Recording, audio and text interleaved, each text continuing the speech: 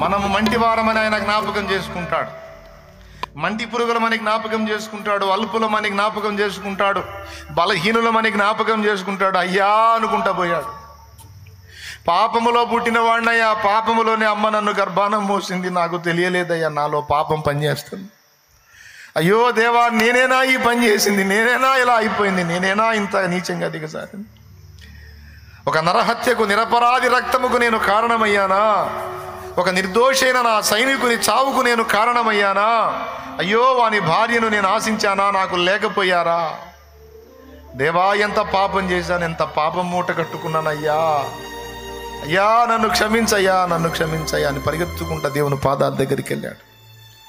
దావీదును గూర్చి దేవుడు అన్నాడు, నా చిత్తానుసారమైన మనస్సు గలవాడని. దేవుని చిత్తానుసారమైన మనస్సులో అతిక్రమము జరిగినప్పుడు దేవుని పాదముల యొద్దకు పరిగెత్తే అలవాటు ఉంటుంది.